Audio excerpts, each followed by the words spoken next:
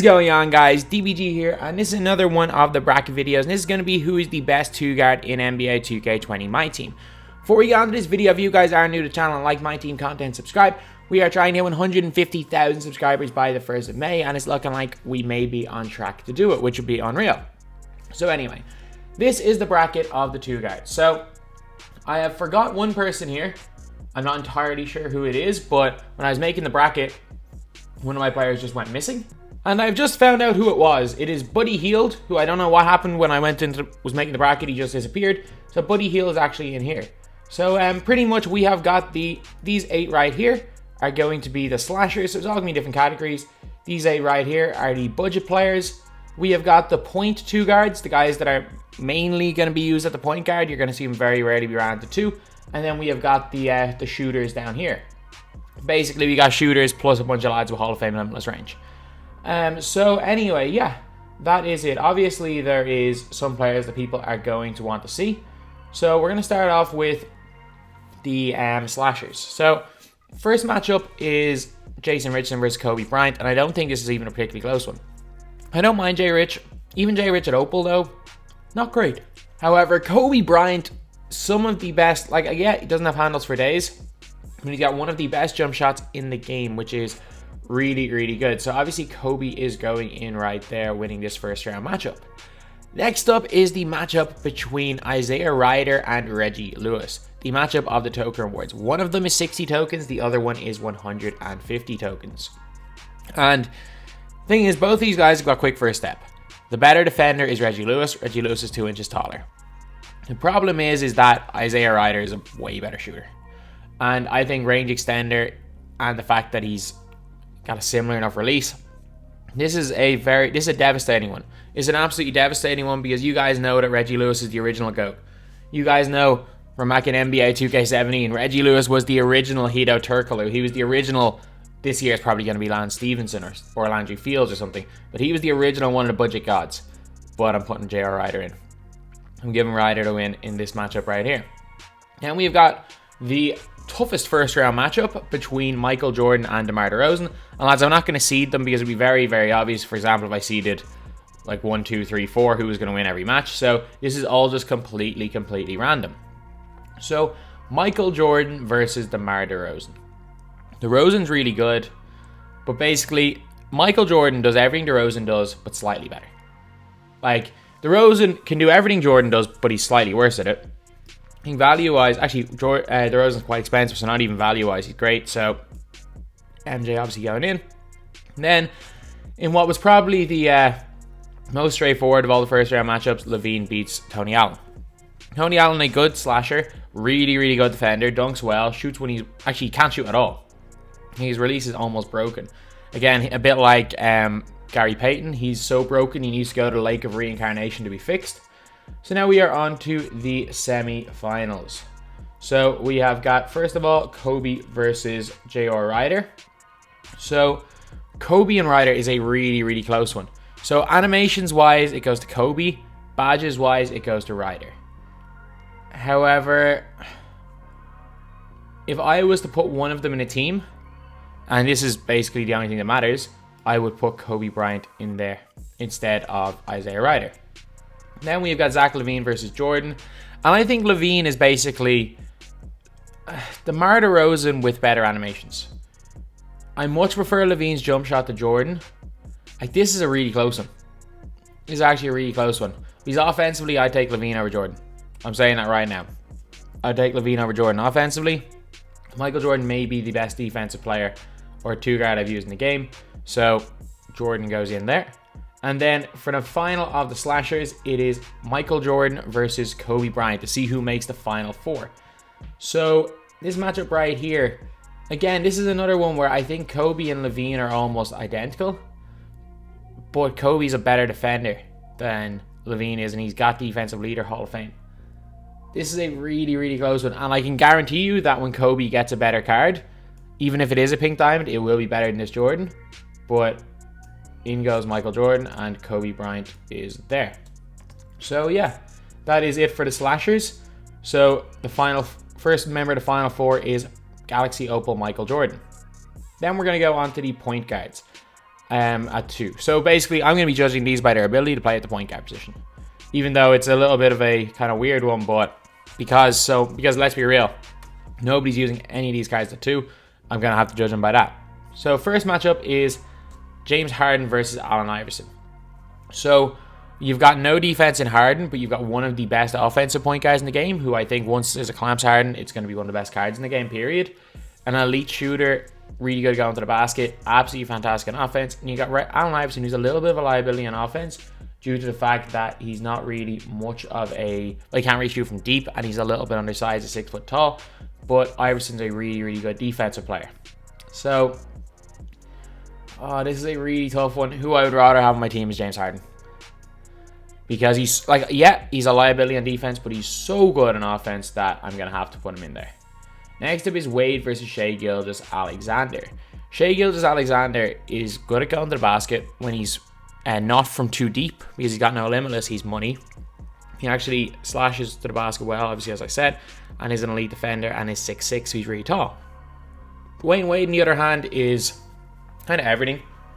The only problem with Wade is that he doesn't have pick dodger, so you can kind of abuse him in pick and rolls, but other than that, like, Wade's one weakness is a minor weakness, because if you physically control the player, if you're guarding on ball, it's not much of a problem, so Wade goes and wins this one. Then we got Oladipo versus Donovan Mitchell, and this is one of the closest matchups. You got Oladipo, who's the better defender. You got Donovan, well, they're even shooters, even dunkers. Oladipo's an inch taller. There is one problem, though, which is why I'm going to give this win to Donovan Mitchell. First of all, Donovan Mitchell is really cheap, and to be completely honest, Donovan Mitchell could have easily been in the budget category as well, but I just chose to put him in the point guard category. But he could be in that budget category, just like Terrence Davis could be in this category right here. Let me know if I should put people in 2 categories if they do fit into the budget players. But yeah, the reason why Donovan Mitchell is winning this one is because Victor Oladipo has got 79 ball control, which means you need either Hall of Fame floor general on the shoe, or Hall of Fame floor general on a coach. Actually, I think he might, if he has got floor general, you need a matching floor general on a coach, or a shoe on a coach. So the fact that you need external factors to mean that he can speed boost and be even usable means that he is down. Well, he's not quite as good as Mitchell, who's just very good in general. Then we got J.R. Smith versus Sidney Moncrief. J.R. Smith next. Moncrief, alright defender, doesn't even have quick draw, I don't think. Okay, so first semi-final is Wade versus James Harden. So this is an obvious one, and it's Wade that goes through. But again, I'd say offensively, I would still take Harden over Dwyane Wade. But defensively, it's not even close. Dwyane Wade is a significantly better defensive player. And for that reason, while Harden might have the slight advantage on offense, Wade goes and wins overall. And we got Donovan Mitchell versus J.R. Smith in a much closer matchup than you'd expect. So J.R. Smith's animations and stamina are terrible. So he gets tired very, very quickly. But at the same time, he's a few inches taller. He's got Hall of Fame limitless. He's similar in terms of dunking, going to the basket as Mitchell. And even though I really do like Mitchell, and for my team right now, I think I use Mitchell and I don't use J.R. Smith, but that's because I just can't afford J.R. Smith. Value-wise, 100% of the time it's Mitchell, but in general, nah, it's J.R. J.R. and it's not, it is close, but it's not that close. Then the final, Dwyane Wade versus J.R. Smith. So both of these guys shoot really well. J.R. has the edge in shooting. Slashing, they both slash really well. I'm going to say that's even. Defensively, I'm going to give the edge to J.R. Smith slightly. But, again, animations, Wade has a major advantage. And release, I think, is even. Also, Wade does not get tired really, really quickly. So, Dwyane Wade wins the point guard category. In a kind of in one that was like, if you're looking at it one category at a time, you'd be thinking Dwyane Wade or J.R. Smith to win. But let's be real, most people take Dwyane Wade over J.R. Then we have got the 2 guards, or the budget ones up here. So we're going to start off with Jeff Petrie versus Jerry Sloan. And this is a battle of offense versus defense. So Jeff Petrie struggles on defense, whereas Jerry Sloan struggles on offense. Jerry Sloan's an elite defender, shoots the ball well, no limitless. Petrie is limitless, one of the best releases in the game, can actually dunk and go to the basket. Oh, this is a close one. This is a really close one. I'd take Petrie over him. So I'm going to put Petrie in there, but yeah, they're almost even. Okay, next up we have got Terrence Davis versus Landry Fields. Okay, so this is a battle of two completely different players and two unbelievable players. Again, this is completely random. I'm saying this right now, both of these guys would win against both of these guys and both of these guys. But that's not the question that we're asking. So this is a really tough one because if you want someone to play the point, obviously take Terrence Davis. He's got Hall of Fame limitless, got a really good release. But Landry Fields got really good height at 6'7". Release is really good as well. Can handle the ball, has got quick first step, can play really good defense. This is going to be this is the closest matchup of everything. And this is just, there's no logic to my decision right here. This is just, if you were to ask me to pick one of these two players, and the reason for it is that there is so many great cheap players that you can play at the point guard position. You can play Billups there, you can play Mitchell there, you can play Lynn there, that are all free or really cheap. And whereas in terms of cheap wings, the only one that's even comparable to Landry Fields is Lance Stephenson. So I'm going to put Landry Fields winning this one. Lance Stephenson versus Norman Powell. So Lance Stephenson and Norman Powell. Powell's really good. Powell's an elite defender. Actually shoots well when he's open. But this is a no contest. Lance Stephenson is like a top 10 two-guard in this game. Maybe even top 5 two-guard in this game. Like, I think I would take Lance Stephenson probably over Kobe Bryant. And I'd put him on a similar level to someone like a Jordan. This is not a close matchup at all. Lance Stephenson wins this. Then this one right here. This one is tough. Because you got Kevin Martin, who shoots the ball slightly better than Doug Christie when Doug Christie's fully evoed up. However, Doug Christie's a way better defender with Hall of Fame clamps. I'm going to give the nod to Doug Christie, just because him at Amethyst is a bit cheaper than Kevin Martin at Diamond, even though I think that it is kind of an even matchup. Then we've got Jeff Petrie versus Landry Fields. Landry Fields has a slightly worse release, but he can do absolutely everything that Jeff Petrie can do. But he's also 3 inches taller and can lock people down. Only problem is he can't play point guard, but not the biggest deal in the world. Jeff Petrie, kind of a bit outdated. If they give Jeff Petrie a diamond with clamps, I'm telling you that's the top 10 guard in the game. But for now, Landry Fields gets this win. And then we've got a matchup for two completely different players. So defensively, both of them have got Hall of Fame clamps. Christie's a little bit taller. Christie's got, I think, a couple more defensive badges that are Hall of Fame. So defensively, you give the edge to Christie. Release, offense, just everything else goes to Lance Stephenson though. The fact that he's even close to someone like Christie, who's an absolute elite defender, just shows this guy's quality. And Lance Stephenson goes and wins this matchup. So now we are on to this one right here. The final. Landry Fields versus Lance Stephenson. And defensively, I give the nod to Lance.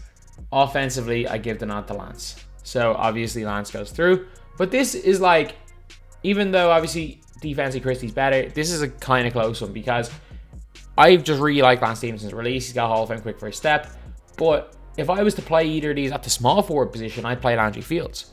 So, a bit weird. And those 2 inches height advantage, or 2 inch height advantage gives Landry Fields somewhat of a puncher's chance in this matchup when he's evoed up to Amethyst. But no, especially because Lance Stephenson's cheaper as well, I'm going to say Lance Stephenson.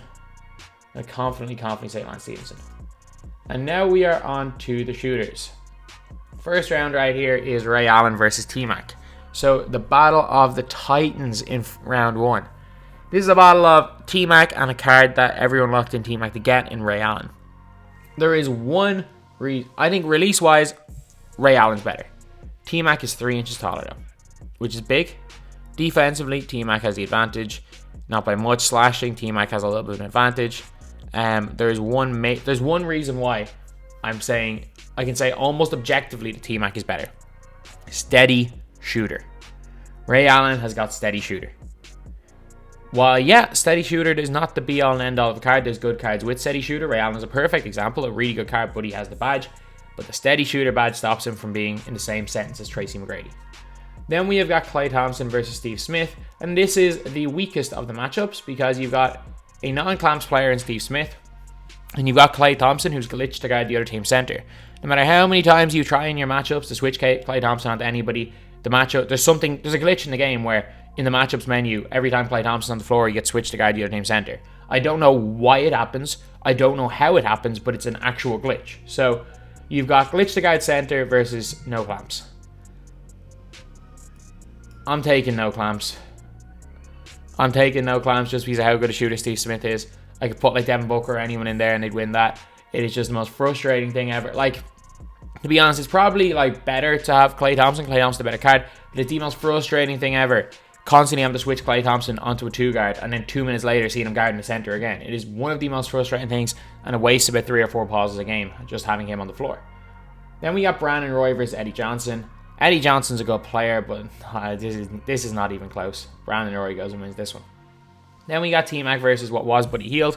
I like Buddy Hield, especially like that diamond card is really good. The pink diamond's obviously the best, but the diamond card is really good as well. So even though Vince obviously is going to win that, Buddy Hield diamond is good. And had Buddy Hield diamond been in this matchup here, Buddy Hield diamond would be winning comfortably.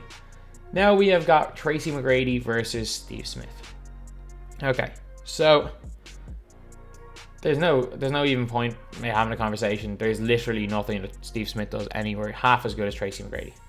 Vince Carter versus Brandon Roy. This is like the elite player equivalent of the budget matchup of Landry Fields and Terrence Davis. These guys are both the same height. One of them has T-Mac's release, one of them has Vince's release, which Vince's release is unreal, and so is T-Mac's. They can both dunk the ball. They can both shoot the ball really well, obviously. They can both play defense really well. But this is all personal preference. That's all I'm going to say. There's no even but. This is all personal preference. Both even have range extender. Oh, this is a really close one. And I'm going to give the nod to...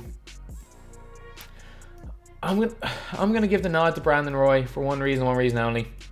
He's possible. Like, you can get him from spotlight challenges, and you can get him by grinding. This is a dead heat. I don't know who to pick between Brandon Roy and Vince Carter, so I'm just gonna put Brandon Roy in. I honestly do not know who to pick. And then we're down to 2. We've got Tracy McGrady versus slightly smaller but quick draw Tracy McGrady. The question is Hall of Fame quick draw and a couple of extra Hall of Fame badges worth being 2 inches smaller? Because Tracy McGrady and Brandon Roy have, I'm pretty sure, the same animations. And again, this is one where it's all going to come down to personal preference. And honestly, I prefer a gold quick draw release to Hall of Fame. So in goes Tracy McGrady into the Final 4. So now we are on to the Final 4. It is Lance Stephenson, Dwyane Wade, Michael Jordan, and Tracy McGrady. First matchup of Michael Jordan versus Dwyane Wade. So Dwyane Wade has the advantage of being able to play the point guard position, which is a bit better than being able to play small forward at 6'6". Shooting wise, I think this is even. I give Wade the nod. Defense wise, Michael Jordan has the advantage. Michael Jordan has the Hall of Fame badge advantage. I think Dimer and stuff, Dwyane Wade, I think has some of them Hall of Fame. Dwyane Wade, I don't think has floor. He either doesn't have Dimer or doesn't have floor general. There's one of them he doesn't have. This is a really, really tough one because I use Jordan in my squad and I don't use Wade. But I'd be kind of half leaning on Dwyane Wade because it's very similar and he's cheaper. But again, if you had to ask me a question, who would I rather have playing at the 2-guard position, Dwyane Wade or Michael Jordan? I do think there are better point guards in the game like LeBron and stuff than Dwyane Wade, so Jordan's getting the nod here. And then we've got the budget god versus the GOAT. We've got Lance Stevenson versus Tracy McGrady. This is another really, really tight matchup right here. So yeah, you might think 5 overall difference, this is a whitewash, but Lance Stevenson's got Hall of Fame clamps, Hall of Fame quick first step, has got an equally as good release as T-Mac, and also is like 3k MT compared to 300k for T-Mac, so that has to be taken somewhat into account. But T-Mac's T-Mac. Like, Lance Stevenson, fantastic.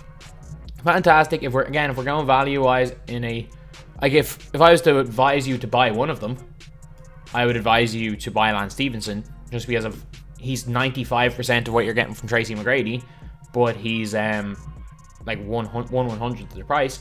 But again, he is still only 95% of what you're getting from T-Mac. So in goes T-Mac here, on to the final. So the final, Tracy McGrady versus Michael Jeffrey Jordan. And here we are going... I actually think that this final is going to be a little bit more one-sided than expected. I think that there is not one thing... Michael Jordan's slightly better on defense, but only slightly better. I think T-Mac's release and stuff is significantly better. I think his animations are better. I just think he's overall the better card than Michael Jordan.